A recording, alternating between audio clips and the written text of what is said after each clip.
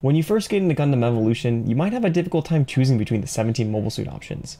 It's honestly a lot, so that's why I'm making this video. I've chosen 3 free mobile suits that I think are really good choices that you can start with, and I made sure to choose one from each of the core 3 categories so that there's something for everybody in every playstyle. Alright, getting right into it, we're going to start off with Sazabi. Sazabi is a bit of a tankier mobile suit. Just to clarify in this game, there's no proper roles, there's nothing like defined in game, but I would personally say that everything has like 2 categories. The first one is damage. Everything can kill, so everything's a damage character and like really can kill. And then they have a secondary classification. So Sazabi, for example, is a damage tank. All right, moving on from there. Like I said, Sazabi is a tankier unit. It has the highest HP in the game with 1400, and then it has a self shield that also has 1400 or 1400 HP to it. That's a lot of tankiness. In addition to this, you can use the shield while you're using your primary fire shotgun. That is a lot of fun. Dashing onto mobile suits without any sort of stun abilities and just crushing them as they cry themselves to sleep. It's fun, you know? Maybe I'm a bad person for saying that, but whatever. It also, on top of this, has other abilities like a throwable stun beam tomahawk. It has a long distance charge ability that it can dash onto its tomahawk that it threw or to a teammate. And it also has an ability that lets you scout enemies and then see them through walls. So that's really cool. Its ultimate also is very interesting. It just sends out 6 funnels. These basically just auto target attacking things that hunt out and chase enemies down. And they do a lot of damage, and it's very fun to use. If you do choose to play Sazabi, there is an important tip to understand that you're not quite as tanky as you would be in other games.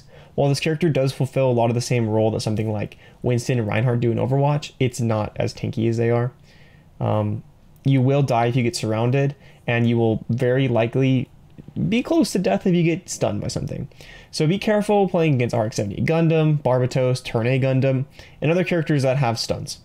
They can, like, not all of them can go through shields. Marasai's hook can't go through shields, but most of them can. And so if you get hit by that or like another Sazabi's Tomahawk, you could die. So basically keep your thruster gauge dash available and always be ready to use it, especially if one of those targets is nearby. Next, if you prefer to focus just on damage dealing, give Pale Rider a try.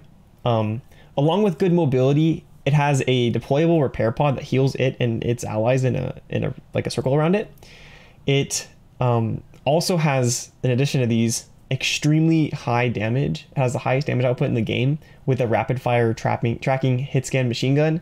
And because of this, all together, it's just amazing playing on the flank. So if you like being annoying, if you like hunting down enemies and like just being a total pain in the butt and just like completely destroying people from the sides when they're not paying attention, Pale Rider is definitely the mobile suit that you might want to go for.